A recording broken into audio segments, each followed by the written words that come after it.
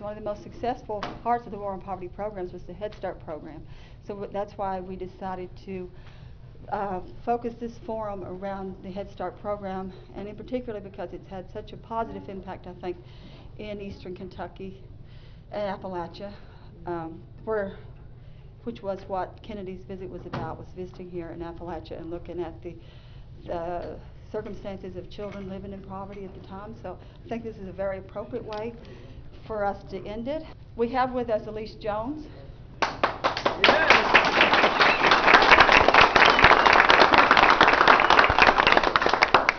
Aleece is the director of the LKLP Head Start program, which is the Head Start program in this region, and Lois Hill, who is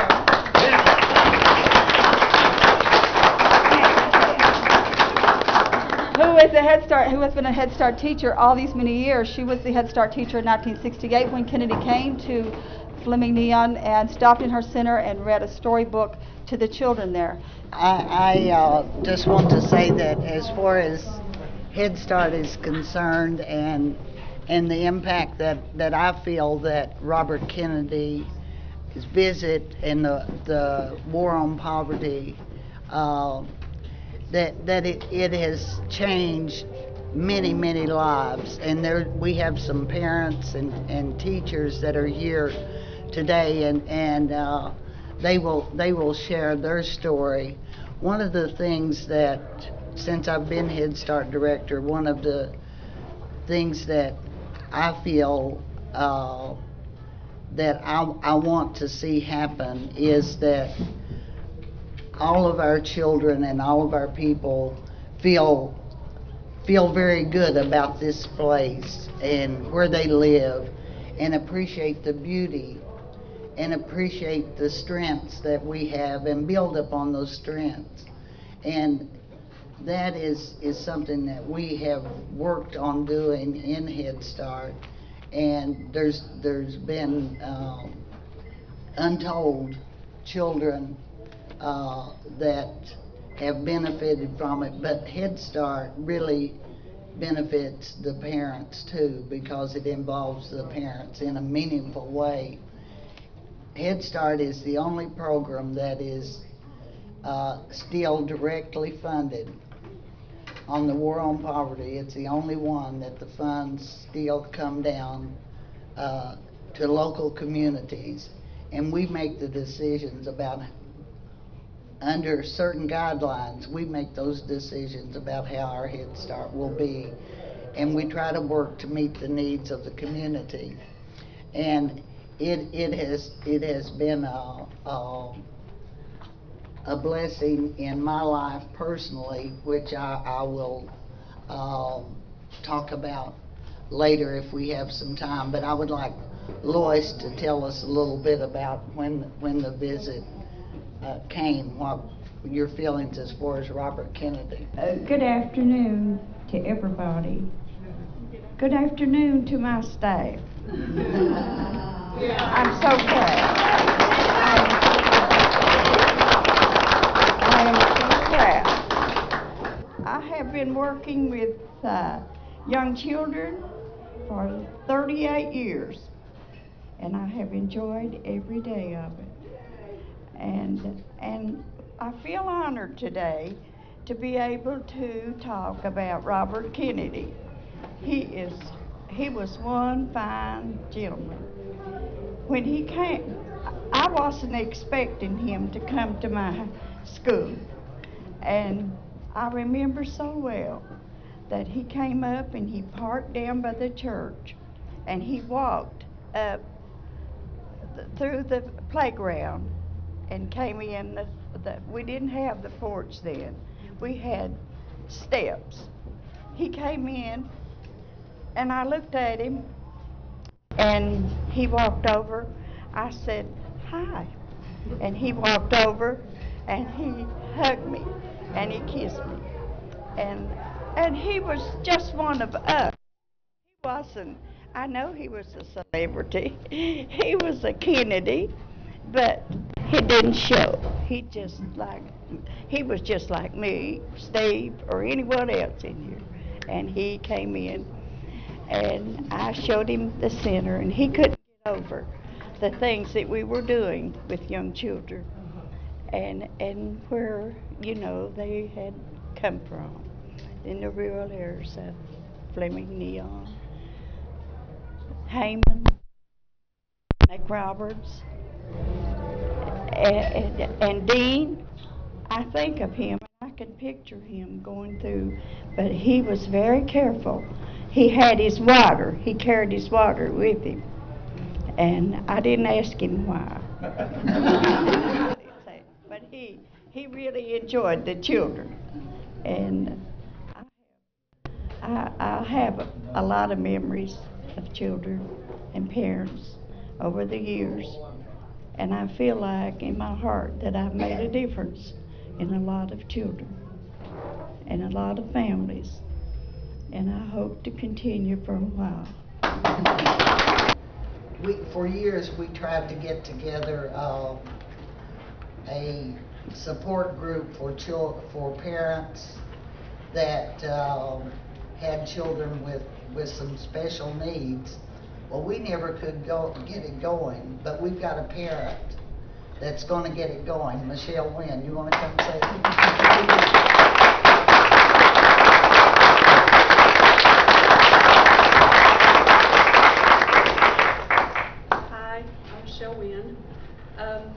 I have to admit that I really didn't know a whole lot about Head Start.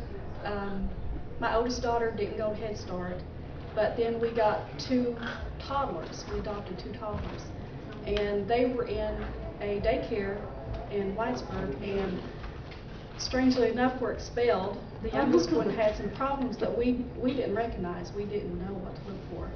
So the Jenkins Head Start accepted them, and the little girl went in, and like she owned the place, she just took over. But the little boy had some problems. He couldn't communicate. He is developmentally delayed, and he couldn't tell us what was wrong or what he wanted. And the instructors or caregivers at the Head Start recognized that and got him the help that he needed. And today, he can not only tell us what is wrong and what he needs or wants, but I mean, he is just highly intelligent. He can, you know, spell words like Atlanta and George, and, you know, words that kids don't know till like third grade or something. So to me, they have just done an immense job, you know, with my child, well, both of them, but especially with Logan, because he really needed help that as parents, you know, we didn't recognize, but they did. So, you know, Head Start, to me, you just can't beat it. I mean, they really stepped in there and paid for what we needed. I'm Debby Garret. I'm the lead teacher at Jenkins Head Start. I was the teacher when Eleanor went to Head Start, and I'm the teacher when Logan goes to Head Start. And Logan is amazing. He's truly amazing.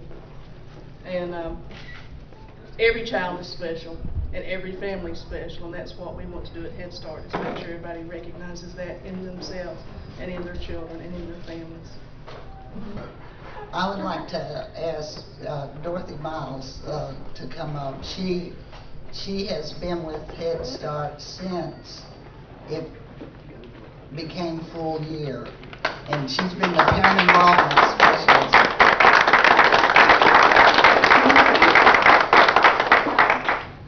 I've been with Head Start ever since it started, and I'm also a person that lives at the Cowan Community Center, and I help get the Cowan Community Center. I'm Debby Garret. I'm the lead teacher at Jenkins Head Start. I was the teacher when Eleanor went to Head Start, and I'm the teacher when Logan goes to Head Start. And Logan is amazing. He's truly amazing.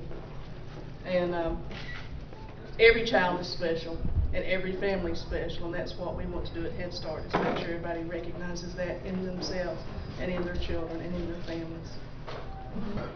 I would like to ask Dorothy Miles to come up. She has been with Head Start since it became full year, and she's been the parent involvement specialist.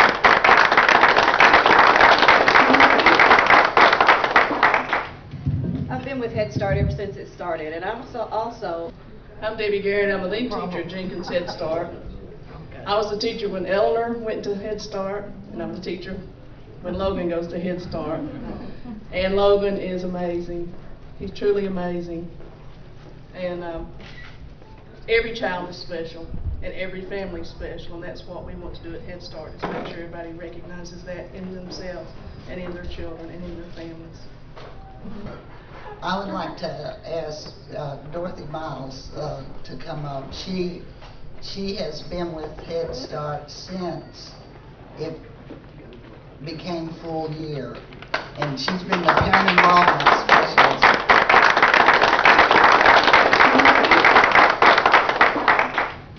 I've been with Head Start ever since it started, and I'm also a person that lives at the Cowan Community Center, and I helped get the Cowan Community Center started, so I think it's a beautiful place too. And I've been with Head Start ever since it started, as I said, in 1968, and I had a son that went to summer Head Start. So I think it's just the greatest program there is, and that's the reason I've been with it so long, that I just love to watch the children and the families grow. We try to make sure they get at least 2/3 of their daily food requirements. And I'm going to ask Miss Fay to come up and just say a word. All right. Yeah.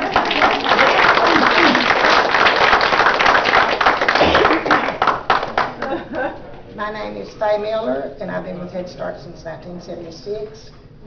I have been cooking for them that long. I was at Millstone 20-some years, and I've been at Fleming with Lois for 8. My heart goes out to the kids because I will feed the kids. They love the cooking, they said. And I will feed them. When I go in, they're dragging on my legs. And they said, we smell the food when we want to eat. And I say, well, give me time to set the table. We're going to eat. And they all sit in my lap and love me and say they love this. One little girl this year calls me the treat lady. And her mommy asked her, why do you call her the treat lady? She says, because she brings me corn. I love the treat lady. And so they'll say her name's Fay. She'll say, her name's treat lady. Her mommy told her the other night, she said, that's my treat lady. And said she drawed her fist up and said, she is my treat lady. And I love working with the kids. I don't have that much time to spend with them in the classroom, but what time I do, I mean, they're all during the day. I love it. I worry a lot over children, and I don't know, I've raised 3 of my own, 4 grandchildren, and one thing about it, I've had the finest boss in Head Start that anyone could ever have. I highly praise her because she has took me through the toughest times of my life. And I've had some tough ones, but she's always been there for me, for the best friend, and the best boss that I could ever have. Head Start, I got along with people better, and I got to like things with people, and lots of other things. What was your favorite things to do? My favorite things to do was playing in the sandbox. And nap time. Yeah. Good. And now I'm in 3rd grade,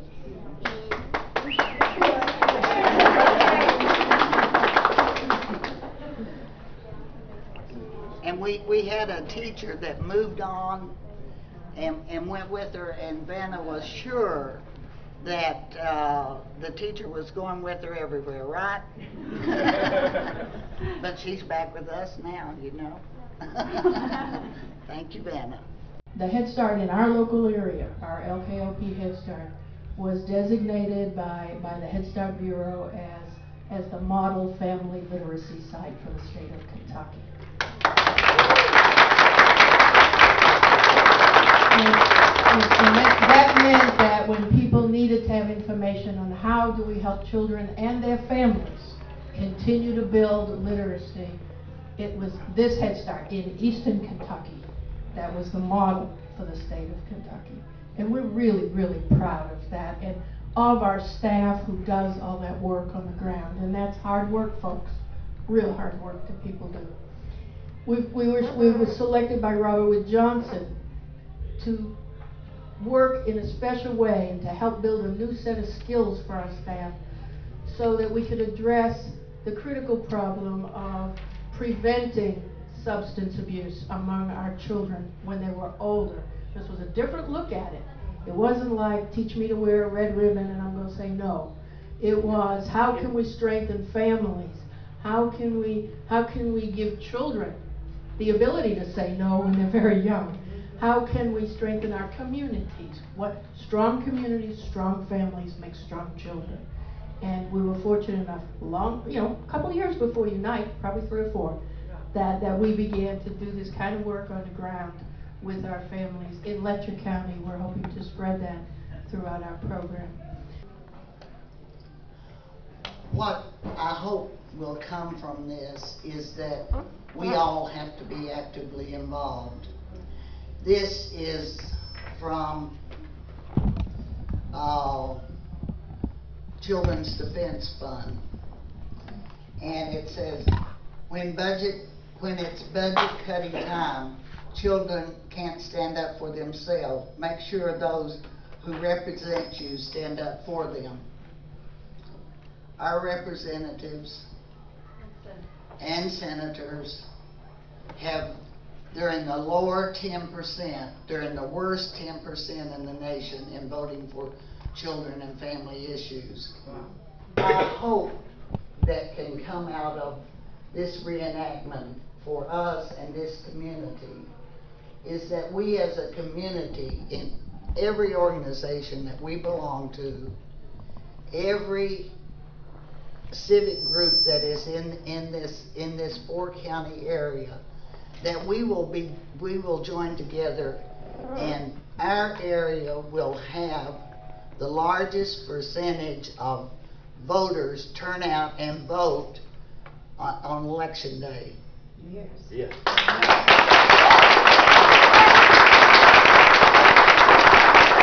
I also want to read 2 or 3 things from this book, which is Miriam Wright Edelman, when they did Stand for Children. I just wanted to read the one because it was about Abraham Lincoln.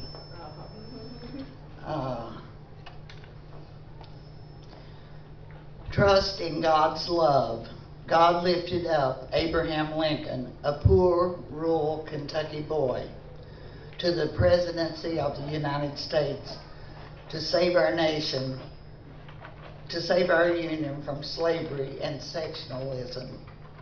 And this is the last part. She closed with a prayer, and I'm not going to read all the prayer, but, oh God, forgive our rich nation that thinks security rests in missiles rather than in mothers, and in bombs rather than in babies.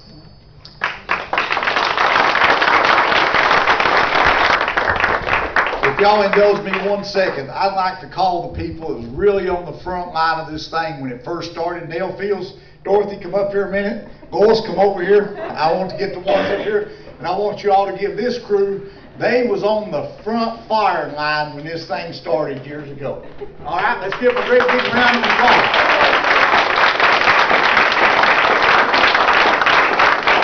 Thank you very much. For the first time in Head Start's history, they're wanting to change the makeup of how Head Start would work. Head Start is the only program that is left that the funding comes direct to the community. And there was a, well, our people, our representatives and things voted that Head Start be given, pilot projects be given to the states. And if that occurs, Head Start will change. It will go to a block grant, and there will be another layer of bureaucracy that goes through, and it will go to the public schools rather than being in the form of a block grant. So it is critical for Head Start that we do get out and vote. And the reason we're still here has been because of the voice of Head Start parents, both in Head Start and outside Head Start. And the biggest fear that I have, now many of the folks that Steve had come up here went through, you know, the Graham Rudman thing when we got no money for a decade but had to keep serving more kids, okay? And went without those raises all those years and everything. And went and worked in facilities that weren't adequate for children. And we were fortunate enough in the Democratic administration of the 1990s to receive quality money that allowed us to raise staff salaries, allowed us to build new facilities and improve old facilities. Since the year 2000, we have received no quality assistance. Part of what is happening in public policy with Head Start right now is to not just move where the money goes, but that also takes out the voice of the parents of the children being served. And so there are real critical public policy issues involved in this whole thing. And our president, our current president, would be able to say, well, look what I did. I took $6 billion and gave it to education. And what he won't say is, I took $6 billion from the poorest children in this country and their families and gave it to the state educational systems to do with as they will in serving children of the same age group. And that's a critical difference in our communities, in where we live. It's critically a piece of what Robert Kennedy was about. As I heard people yesterday, and I have to tell you, John, I never knew it was going to be like that, okay? I mean, it was just such a public participatory theater with such meaning. I mean, it really grabbed it many times. If you watch the high school kids when the young man was testifying, there is no way that our children, our high school students, could have learned more about speaking out than in that moment in time. And what I heard people say over and over and over and over when they met Robert Kennedy when he was here was that he believed the people could solve their own problems, that he believed in listening to people and taking their advice and using it. That's the piece that Head Start still has. That's the piece that's in jeopardy right now.